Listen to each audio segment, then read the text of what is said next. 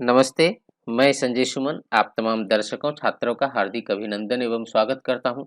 आज मैं उपकारकाः वृक्षाः जो कक्षा 7 का पाठ 3 है, इसके अभ्यास प्रश्नोत्तर को लेकर के उपस्थित हूँ। तो चलिए शुरुआत करते हैं अभ्यास प्रश्नोत्तर उपकारकाः वृक्षाः इसका। प्रश्न संख्या 1 में वाक्यों को शुद्ध या अशुद्ध लिखने के लिए है कथन है यहाँ पर दिया हुआ और पहला एक उदाहरण के तौर पर यहाँ लिखा भी हुआ भी है।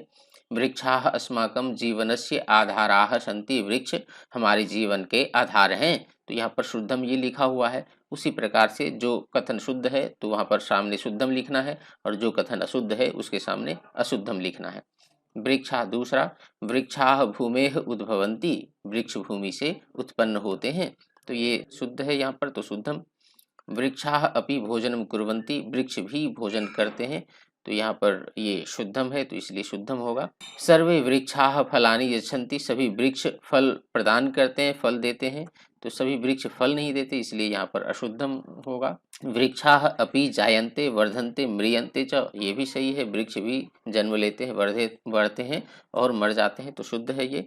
वृक्षाः अस्माभिः रक्षणीयाः भवन्ति। वृक्ष हम लोगों के द्वारा रक्षणीय होते हैं, तो ये शुद्ध है, तो यहाँ पर शुद्धम होगा। अगले प्रश्न की ओर बढ़ते हैं। मंजूषायाः चित्वा वदन्तु लिखन्तु च वृक्षाः अस्मभ्यं किं किं यच्छन्ति। मंजूषा से शब्दों को चुन करके लिखना है वृक्ष हम लोगों को क्या क्या प्रदान करते हैं। इसे एक उदाहरण के तौर पर पहले से दिया हुआ है, यहाँ पर देखिए ये स्वच्छ वायु। तो वृक्षाः परेभ्यः, वृक्ष दूसरों को स्वच्छ वायु यच्छन्ति, स्वच्छ वायु प्रदान करते हैं। दूसरा प्रश्न है वृक्षाः शीतलाम छायाम यच्छन्ति। यहाँ पर छायाम होगा, देखिए यहाँ पर छायाम दिया हुआ है तो छायाम यच्छन्ति। वृक्षाः मधुरानि, यहाँ पर देखिए मधुरानि, मधुरानि मतलब मीठे, तो क्या होगा यहाँ पर फलानि यच्छन्ति, फलानि होगा। वृक्षाः वातावरणम डैश कुर्वन्ति। तो वातावरणम स्वच्छम कुर्वन्ति। वृक्ष वातावरण को स्वच्छ करते हैं। वृक्षाः कोमलानि पुष्पानि यच्छन्ति। ये पुष्पानि यहाँ पर भराएगा, पुष्पानि यच्छन्ति, यच्छन्ति मतलब प्रदान करते हैं, देते हैं। वृक्ष हमें कोमल पुष्प देते हैं, फूल देते हैं। वृक्षाः प्राणिनाम अतीव उपकारम करोति। वृक्ष प्राणियों का बहुत ही उपकार करते हैं। अगला प्रश्न, तीसरे प्रश्न की ओर बढ़ते हैं। उचित अर्थैः सह मेलनम कुर्वन्तु। यहाँ पर उचित अर्थ दिया हुआ है इन शब्दों का, तो अर्थ इसके सामने लिखना है। तो वृक्षाः, वृक्षाः के लिए ये तरवः ये शब्द होगा। तरुः, तरु, तरवः ऐसा रूप होता है, तो तरवः ये बहुवचन में, प्रथमा बहुवचन में रूप है। यहाँ भी वृक्षाः शब्द प्रथमा बहुवचन और ये भी तरु शब्द का प्रथमा बहुवचन में तरवः। वृक्षाः के लिए अर्थ उसका तरवः। भुक्त्वा, भुक्त्वा मतलब खाकर होता है, तो यहाँ पर खादित्वा, खादित्वा मतलब खाकर, तो यहाँ पर खादित्वा होगा। बहवः, बहवः मतलब बहुत सारे होता है, तो यहाँ अनेके मतलब भी अनेक, तो ये अनेके होगा यहाँ पर। पृथिव्याम, इसका अर्थ यहाँ पर देखिए भूमौ दिया हुआ है, तो ये भूमौ होगा यहाँ पर। रसम, रसम का अर्थ जलम। अगले प्रश्न की ओर बढ़ते हैं। 4 नंबर प्रश्न। एतेषां प्रश्नानाम उत्तराणि एक पदेन वदन्तु लिखन्तु च। इन प्रश्नों के उत्तर एक ही पद में देना है। एक पद मतलब एक शब्द होता है। तो वृक्षाः कस्याः उद्भवन्ति। वृक्ष किससे उत्पन्न होते हैं, तो किससे उत्पन्न होते हैं, तो एक ही शब्द देने के लिए यहाँ पर भूमेः, भूमि से। भूमेः का अर्थ भूमि से। यहाँ पर पंचमी विभक्ति एक वचन में शब्द है भूमि इस शब्द का। शाखाः कस्मात् उद्भवन्ति। शाखा जो टहनी होता है, डालियां, वो किससे उत्पन्न होते हैं, तो उत्तर है प्रकांडात, प्रकांड से। प्रकांड मतलब तना होता है।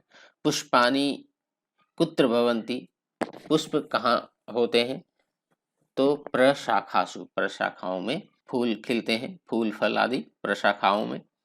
मूलानि भूमेः किम ग्रहणम कुर्वन्ति। जड़ जो है भूमि से, मूलानि मतलब जड़, भूमि से क्या ग्रहण करते हैं, तो रसम व जलम, दोनों में से कोई भी लिख सकते हैं। पादपाः कैः जलम पिबन्ति। तो पादय है, यहाँ पर पादय का अर्थ मूलय होता है। मूलय मतलब जड़ के द्वारा, तो जड़ ही उसके पैर होते हैं, इसीलिए यहाँ पर पादय भी लिखा हुआ है। अगले प्रश्न की ओर बढ़ते हैं। एतेषां प्रश्नानाम उत्तराणि पूर्ण वाक्य, ये देखिए पूर्ण वाक्य ने लिखा हुआ है, मतलब पूरे वाक्य में लिखना है। वृक्षाः कथम जीवन्ति। वृक्ष कैसे जीते हैं, तो वृक्षाः अपि अस्माकम इव भुक्त्वा पीत्वा च जीवन्ति। दूसरा प्रश्न, वृक्षाः पादपाः किमर्थम कथ्यन्ते? पादप क्यों कहे जाते हैं वृक्ष? वृक्षाः पादैः पिबन्ति, पादैः मतलब मूलैः, वृक्ष जो है अपने पैरों से अर्थात जड़ से पिबन्ति पीते हैं, अतएव पादपाः कथ्यन्ते, इसलिए वो पादप कहे जाते हैं, पौधे कहे जाते हैं। वृक्षाः कथम फलन्ति, वृक्ष कैसे फलते हैं?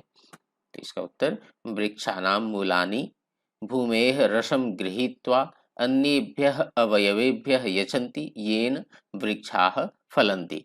अगला जो प्रश्न है, वृक्षाः कथम प्राणिनः इव आचरन्ति, वृक्ष कैसे प्राणी के तरह आचरण करते हैं? तो वृक्षेषु अपि प्राणाः भवन्ति, वृक्षों में भी प्राण होते हैं, अतएव एते वृक्षाः प्राणिनः इव जायन्ते वर्धन्ते म्रियन्ते च, इसलिए ये वृक्ष भी प्राणी के तरह जन्म लेते हैं, बढ़ते हैं और मर जाते हैं। अगला प्रश्न है, वृक्षाः कथम प्राणिनाम उपकारम कुर्वन्ति, कैसे वृक्ष प्राणियों का उपकार करते हैं?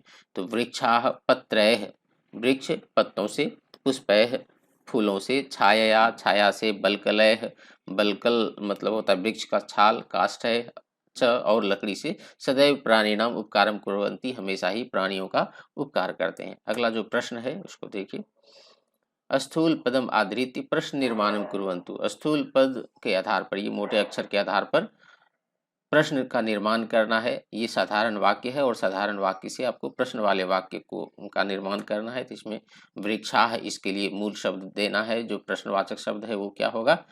तो के होगा, के अस्माकम जीवनम शन्ति।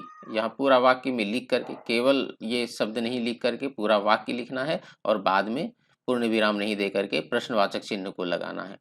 अगला जो प्रश्न है, वृक्षानाम मूलानि पृथिव्याम भवन्ति, वृक्षों के जड़ कहाँ होते हैं? तो पृथिव्याम इसके लिए कहाँ, पृथ्वी में होते हैं, वृक्षों के मूल अर्थात जड़ पृथ्वी में होते हैं। तो वृक्षानाम मूलानि कुत्र भवन्ति, ये पृथिव्याम इस शब्द के लिए आपका प्रश्नवाचक शब्द कुत्र होगा। पुनः प्रकांडात शाखा उद्भवन्ति, शाखा प्रथमा बहुवचन में है, तो प्रकांडात काह के काह, ये काह रूप बनता है इसका स्त्रीलिंग में किम शब्द रूप का, तो काह उद्भवन्ति क्या उत्पन्न होते हैं? वृक्षाः प्राणिनः इव आचरन्ति, वृक्षाः यहाँ पर देखिए वृक्षाः के लिए के दिया हुआ है, तो यहाँ पर भी के ही होगा, तो के प्राणिनः इव आचरन्ति, तो वृक्षाः के लिए प्रश्नवाचक शब्द के। जो भी प्रश्नवाचक शब्द है उस शब्द के लिए, स्थूल शब्द के लिए, उसे मैं अलग लाल कलर से लिखा हूँ। वृक्षानाम बहवः भेदाः सन्ति, वृक्षों के बहुत सारे भेद हैं, तो वृक्षा नाम षष्ठी विभक्ति बहुवचन होने के कारण यहाँ पर केशाम, ये भी किम शब्द का षष्ठी बहुवचन में है। अगला, वृक्ष रक्षणे अस्माकम जीवनम जीवन रक्षणम अस्ति, वृक्ष रक्षा करने में हमारे जीवन की रक्षा है। तो कस्मिन अस्माकम जीवन रक्षणम अस्ति, किसमें हमारा जीवन रक्षण है? अगले प्रश्न की ओर, सातवां प्रश्न की ओर बढ़ते हैं। उदाहरणानुसारम निम्नलिखित पदानाम वर्णान पृथक कृत्वा लिखन्तु, यहाँ पर वर्णों को पृथक करना है, इसे पृथक किए हुए वर्णों को वर्ण विन्यास कहते हैं, और ये सम्मिलित रूप को जब वर्णों को इसे मिला करके लिखेंगे तो ये से वर्ण संयोजन कहते हैं। दो उदाहरण दिया हुआ है यहाँ पर, तो इन दो उदाहरणों को देख करके भी समझिए, वैसे मैं यहाँ पर समझाने का प्रयास कर रहा हूँ। उद्भवंती ये शब्द लिखा हुआ है, उद्भवंती, तो इसमें जो फंडामेंटल चीज है उसे समझने का प्रयास करें आप। जो भी स्वर वर्ण होगा उसमें हम हलंत का प्रयोग नहीं करेंगे और उसको उन स्वरों को मौलिक रूप में ही लिखेंगे, तथा जो भी हलंत, जो भी व्यंजन वर्ण होगा उसमें निश्चित रूप से हलंत का प्रयोग होगा, चाहे कोई भी व्यंजन वर्ण हो। तो आइए ध्यान दीजिए, यहाँ पर हर्षऊ, यहाँ हर्षऊ ये स्वर वर्ण है, यहाँ पर स्वर वर्ण दे दिया, जिस रूप में है उसी रूप में लिखा, इसमें हलंत नहीं होगा। फिर द ये व्यंजन वर्ण है और इसमें हलंत है दिया हुआ, अगर पहले से हलंत दिया हुआ हो शब्दों में तब तो हलंत देना ही देना है, और नहीं है तो भी देना है। तो द हलंत व्यंजन वर्ण है इसलिए यहाँ पर हलंत। फिर भ है, तो भ है तो भ के अंत में अ है, मतलब भ हलंत प्लस अ लिखना है।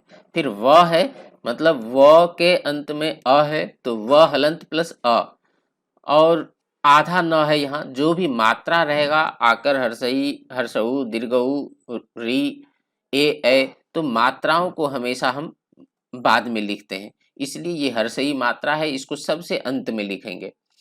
तो न हलंत है, न आधा न है, मतलब कोई स्वर नहीं है इसमें, इसलिए न हलंत केवल। और ये ती है, भवंती अंत में ती है, तो त हलंत प्लस ई, ती। फिर पृथिव्याम है, तो पृथिव्याम का शुरू में प्री है, तो प हलंत प्लस रीकार, प्री। ये रीकार री स्वर है, इसलिए इसमें भी हलंत नहीं होगा, ये व्यंजन वर्ण है इसलिए यहाँ पर हलंत होगा। फिर थी है, तो मात्रा को बाद में, मतलब थ हलंत प्लस ई, थी। यहाँ पर अ का प्रयोग नहीं करना है, थी ये पढ़ना है, थी, तो थ हलंत प्लस ई। फिर व आधा है, तो व हलंत देंगे। फिर या है, तो य हलंत प्लस आ, या के अंत में आ, इसलिए यह हलंत प्लस आ। और म हलंत अंत में है, तो हलंत वाले वर्णों को उसी रूप में लिख देते हैं, तो म हलंत लिखा गया। उ प्लस प हलंत प्लस अ प्लस र हलंत प्लस ह्रस्व ई प्लस मूर्धन्य श हलंत प्लस ट हलंत प्लस आ प्लस त हलंत प्रकांड प हलंत र हलंत प्लस अ क हलंत प्लस आ प्लस मूर्धन्य न हलंत ड हलंत प्लस अह। आगे के प्रश्न को देखिए। भुक्त्वा भू प्लस उ प्लस क हलंत प्लस त हलंत प्लस व हलंत प्लस आ, पुनः गृहीत्वा ग हलंत प्लस री प्लस ह हलंत प्लस दीर्घई, दीर्घई है इसलिए यहाँ पर दीर्घई, त हलंत व हलंत प्लस आ, म्रियन्ते म हलंत र हलंत प्लस रसई प्लस य हलंत प्लस अ प्लस न हलंत प्लस त हलंत प्लस ए, म्रियन्ते। खरजुरः ख हलंत प्लस अ, और यहाँ रेफ वाला थोड़ा इसको समझिए, रेफ जिसके ऊपर रहता है उससे पहले र हलंत लिखते हैं, तो र ज के पहले र हलंत लिखा हुआ है यहाँ पर। ज हलंत प्लस दीर्घऊ, यहाँ पर दीर्घऊ की मात्रा इसलिए दीर्घऊ, प्लस र हलंत प्लस अह। बलकलय ब हलंत प्लस अ, ल हलंत क हलंत प्लस अ प्लस ल हलंत प्लस ऐ। पुनः रक्षणीयाः र हलंत प्लस अ प्लस क हलंत मूर्धन्य श हलंत प्लस अ, ये तीनों मिल करके अक्षा होता है। न हलंत प्लस दीर्घई प्लस य हलंत प्लस आह। इसको मैं जल्दी जल्दी खत्म किया हूँ, इससे पहले मैंने वीडियो बनाया हूँ जो वर्ण विन्यास और वर्ण वर्ण संयोजन पर है, हमारे प्लेलिस्ट के व्याकरण भाग में है, उसे देख लेंगे। आशा है आपको ये हमारा वीडियो समझ में आया होगा। आपने धैर्यपूर्वक देखा है, इसके लिए आपका बहुत बहुत धन्यवाद। नमस्ते।